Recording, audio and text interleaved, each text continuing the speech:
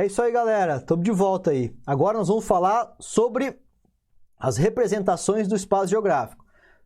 Nós vimos anterior sobre o surgimento da geografia, vimos conceitos, principais conceitos, vimos sobre fuso horário, vimos também sobre coordenada geográfica, e agora nós vamos falar sobre a representação do espaço geográfico, esse que é o objeto de estudo da geografia. Então, quando a gente fala em representação do espaço geográfico, talvez a primeira ideia que vem na sua cabeça é um mapa. É importante destacar que o mapa não é a única forma de se representar o espaço geográfico, mas talvez seja a mais conhecida, certo? Nós vamos passar por outras representações, como carta, planta, um croquis. Também vamos falar sobre o mapa e vamos falar sobre as projeções geográficas, certo? Vamos ver as três principais projeções geográficas, a cilíndrica, a cônica e a azimutal. Então, como eu falei para vocês, a representação do espaço geográfico pode existir de várias formas. Aí depende do que você quer representar. Também depende do tamanho, do espaço que você quer representar. Então, isso vai depender muito das técnicas e do que você quer representar. Então, temos o globo terrestre, a carta, a planta e o croquis. Aqui, nessas representações, nós vamos ter a diferença de escala. O globo terrestre é o que mais se aproxima da forma da Terra. Sabemos que o nosso planeta não tem uma forma pré-definida, a Terra ela é toda deformada, mas o que mais se aproxima é a forma geoide-elipsoide. O globo ele vai ser a representação que mais se aproxima da forma real do nosso planeta. A carta também vai ser utilizada em escalas médias. A planta em uma escala mais próxima da realidade, vai ter uma quantidade maior de detalhes. E o croquis vai ser uma representação sem obrigatoriamente obedecer às técnicas, às normas técnicas. Então a gente pode afirmar que o croquis é uma representação do espaço à mão livre, certo? Quando que eu vou fazer um croquis? Quando eu quero, por exemplo, demonstrar um caminho ou fazer um trajeto da minha casa até uma padaria e pego ali uma caneta e um papel e faço um desenho à mão livre. Isso é um croquis. Não vou obedecer às normas técnicas da representação como a escala, certo? Então, falando dele, aqui está o mapa. O mapa é, sim, uma forma de se representar o espaço e, como eu falei para vocês, talvez uma das mais conhecidas. O primeiro mapa que a gente tem notícia é o chamado Gazur, certo? O mapa, agora, é importante destacar isso aqui, para ele ser considerado um mapa de boa qualidade, é fundamental que ele tenha alguns elementos. Quais são eles? Então, o primeiro elemento é aquele que está identificando o que eu quero passar com o mapa. Lembrando que o mapa vai ter aquela máxima, É uma imagem que vale mais de 1000 palavras. Então o mapa ele tem que trazer a informação, ele tem que conversar com você. E para que ele converse é preciso que ele tenha alguns elementos essenciais, como o título. O título está mostrando o quê? Domicílios com acesso à internet. Olha lá, Deixa eu mudar um pouquinho aqui. Olha lá, Domicílios com acesso à internet. Além do título, é importante eu ter o quê? A coordenada geográfica. Lembra vocês que a coordenada ela é aquele endereço na Terra. Então, a coordenada vai ser o resultado do cruzamento entre um paralelo e um meridiano. Outra informação importante é a orientação. Geralmente vem pela rosa dos ventos ou indica onde é o norte.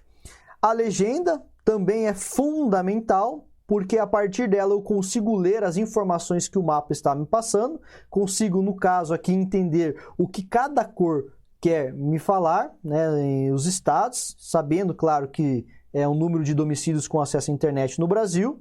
E também aqui tem um elemento que nós vamos trabalhar de uma forma mais aprofundada, que é a escala. A escala, ela vai aparecer principalmente de duas formas para você. Ou a escala é numérica ou a escala é gráfica. Ela tem a função de apresentar ou trazer para você, melhor, a quantidade de vezes que a realidade foi reduzida para que ela pudesse ser representada aqui. Nesse caso, eu tenho aqui ó, uma escala de 0 a 390. Significa que a cada 1 centímetro nesse mapa corresponde aqui nessa realidade 390. 390 o quê? Aí você tem que olhar a unidade de medida que está sendo representada aqui, quilômetros. Então, vai lá. A cada 1 centímetro nesse mapa corresponde a 399 quilômetros na realidade. Então, a escala é uma relação de proporção. Essa escala ela pode cair para vocês no vestibular de várias formas, seja ela na parte teórica ou seja ela na parte prática, que você vai ter que calcular ou a distância real ou a distância virtual, que é a distância no mapa. Se cai a parte teórica, geralmente vai pedir para vocês o quê?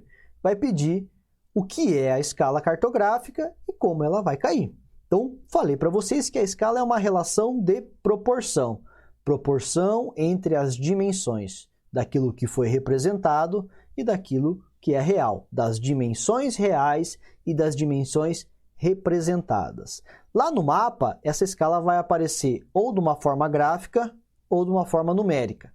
Qual é a diferença entre os dois? Numa escala gráfica, ela vem representada por essa imagem aqui. Ó, né? Por um desenho. Então, nessa escala, o que ele está me mostrando? Que a cada 1 centímetro no mapa, ó, que é o intervalo entre os graus, corresponde a 250 metros no real. Sempre a unidade de medida vai me identificar quantos, né, a dimensão real, beleza? Então, numa escala gráfica é representado por uma linha dividida em partes iguais. E na escala numérica, então nós vamos ter apenas ela composta por um número, uma fração, né? Então, 1 para 25 mil. O que ele está querendo dizer? Está querendo dizer que essa realidade 1 foi reduzida em 25 mil vezes.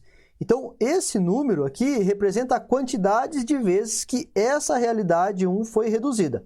Beleza? Então, vamos lá. Eu trouxe aqui um quadro para a gente comparar um pouco a diferença entre as duas, certo? Então, olha lá. Aqui eu tenho a escala numérica, 1 para 500 mil, e aqui eu tenho uma escala gráfica. Vejam que ela está representada por uma figura, certo? Essas duas escalas elas são iguais, só que uma está trazendo a unidade de medida em quilômetros. E eu falei para vocês que quando não traz a unidade de medida, pode utilizar os centímetros. Mas eu posso também transformar as unidades de medidas, não é? Se eu quiser transformar centímetros para quilômetros, é preciso que eu corte aí 5 zeros. Logo, eu vou ter 1 centímetro no mapa, corresponde a 5 quilômetros no real, que é a mesma situação que eu vou encontrar aqui nessa escala gráfica. Ela já está me trazendo a unidade de medida em quilômetros. Então, essas duas escalas, elas são iguais, certo? Só que estão ali representadas de formas diferentes. Tranquilo? Então, dando sequência. Ainda falando sobre escala, é importante a gente entender o quê? Que existe uma relação de grandeza.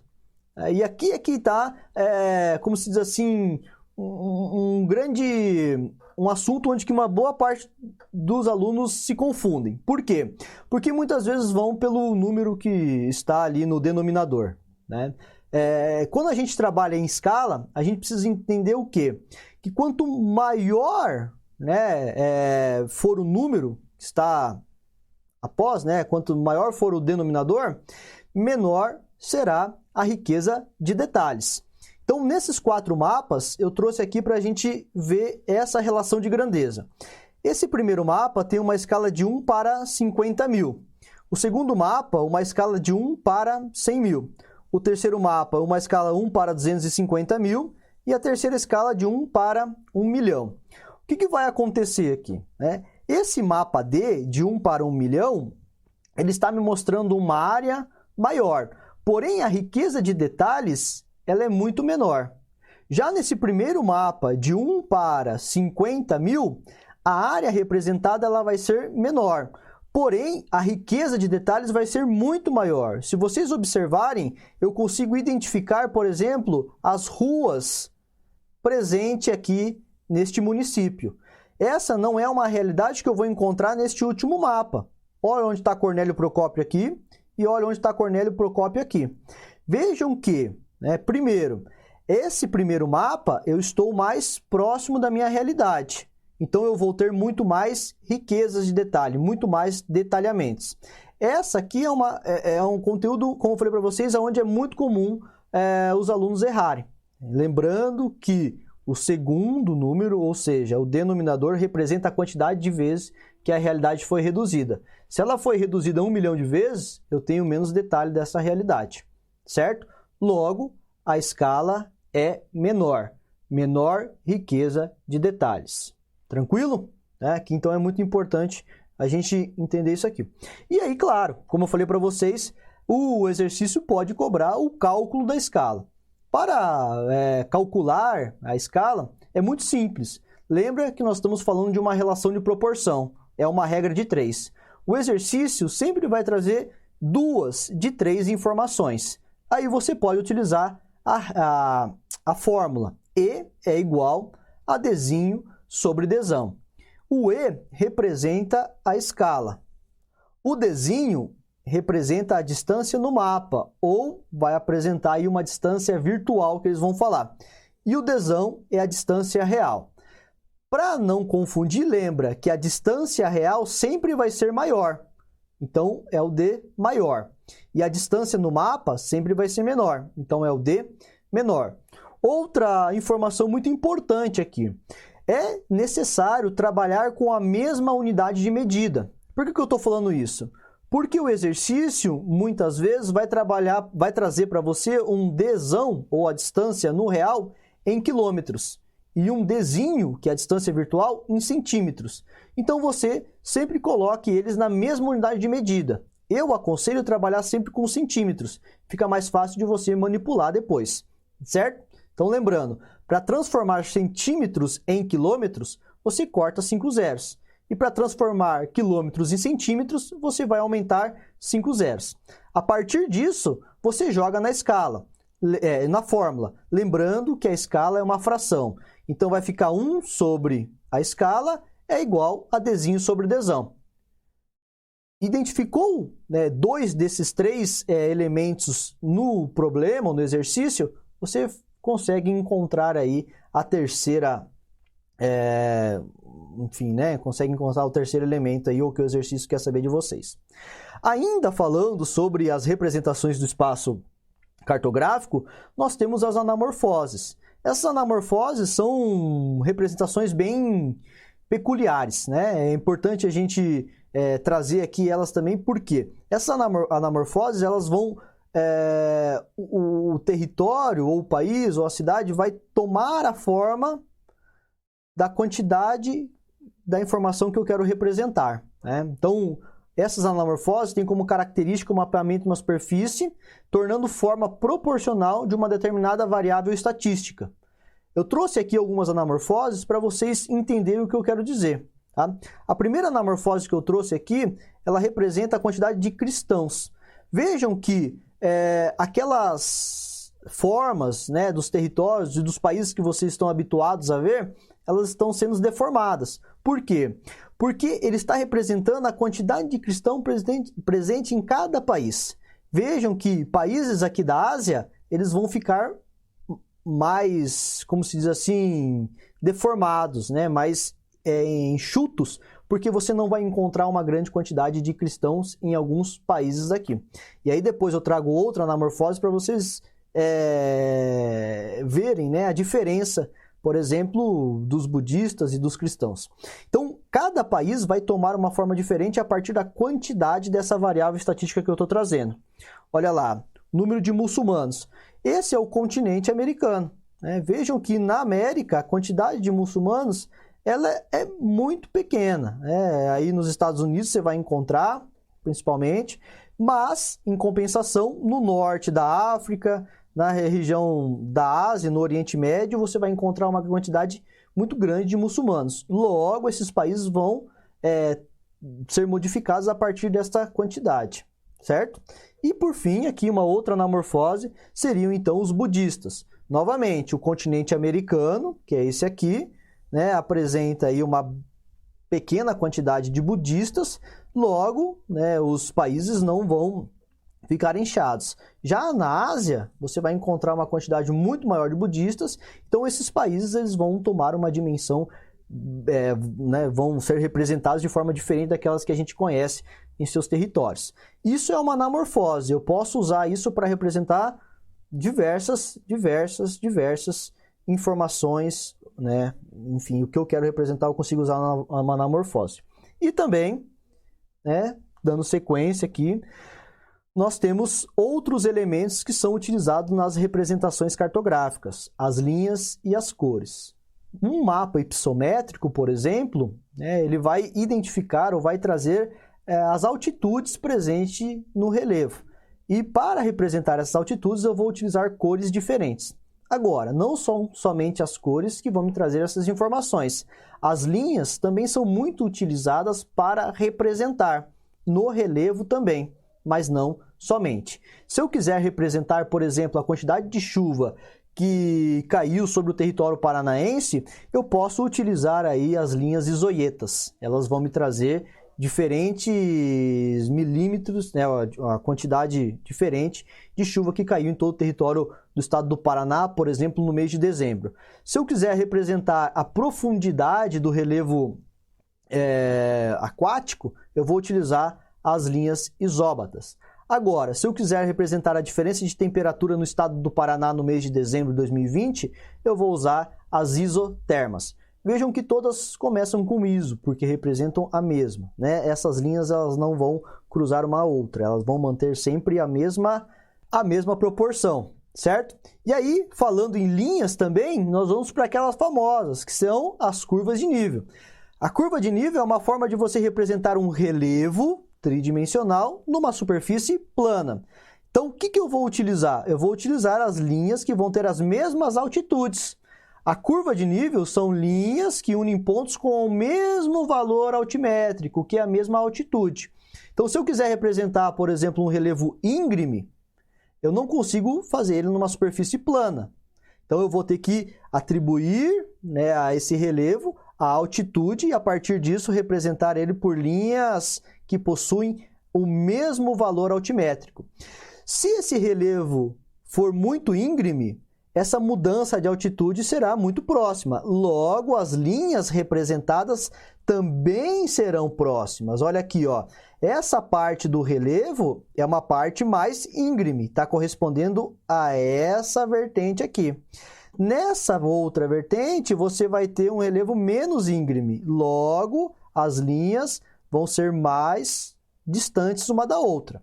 Beleza? Então, a curva de nível ela é muito utilizada também nas representações do relevo.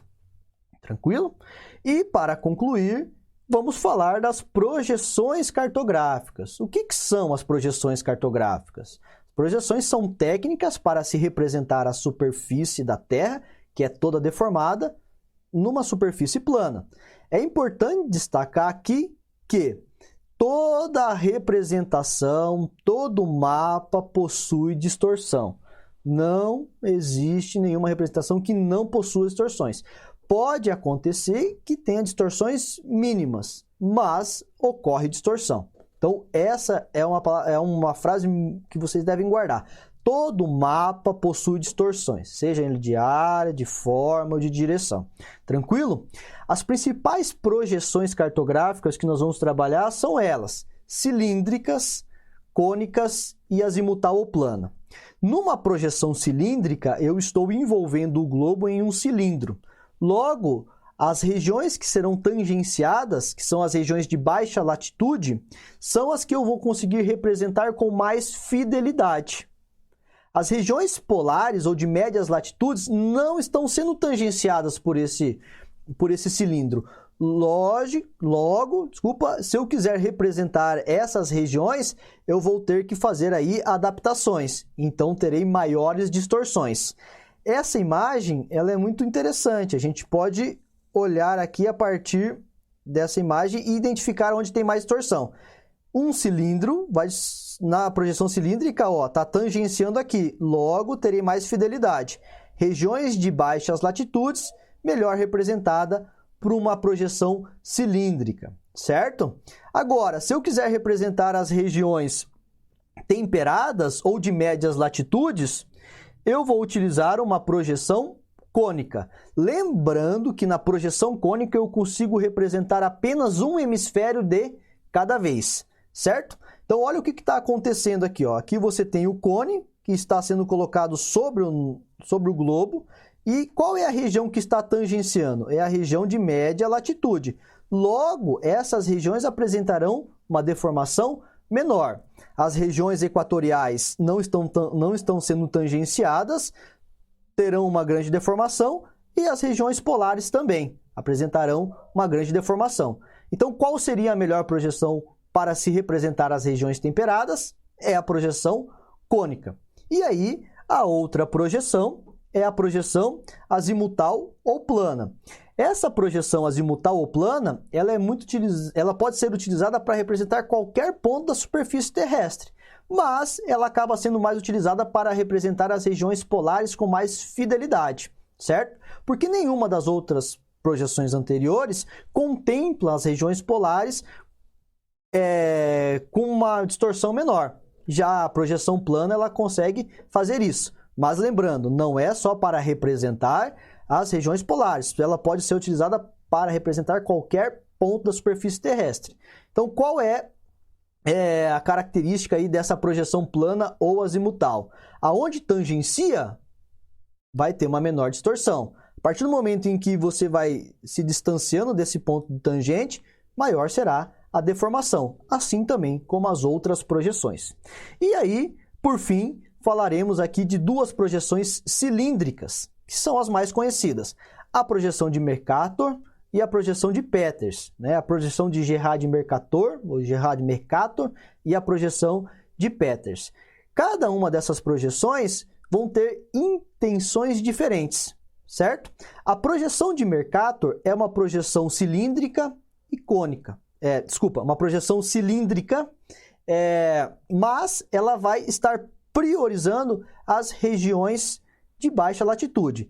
Essa projeção de Mercator, ela foi desenvolvida e foi muito utilizada durante o período das grandes navegações, aonde você tinha a região de baixa latitude, ali, principalmente no Atlântico também, a necessidade de se representar com mais fidelidade, certo? A projeção de Peters é uma projeção mais atual. Essa projeção, ela é entendida como uma projeção também terceiro-mundista, que eles falam.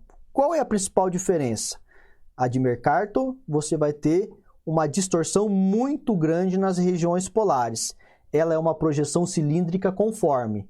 Ela mantém o formato dos continentes, mas distorce a área.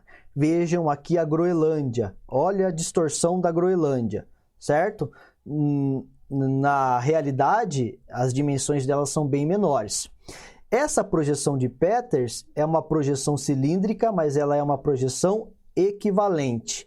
Ou seja, distorce um pouco a forma, mas mantém as proporções. Por que essa projeção de Peters ela é denominada como projeção terceiro-mundista? Porque ela não coloca a Europa como o centro do mundo, mas coloca o continente africano e dá destaque para os países do hemisfério sul, que durante muito tempo foram entendidos como terceiro-mundista. Já a projeção de Gerrard-Mercator é uma projeção eurocentrista, porque nessa representação dele, a Europa é entendida como o centro do mundo. Beleza, galera? Então aqui passamos hoje pela escala cartográfica, pelos tipos de projeções e também pela representação do espaço geográfico. Um grande abraço e até a próxima!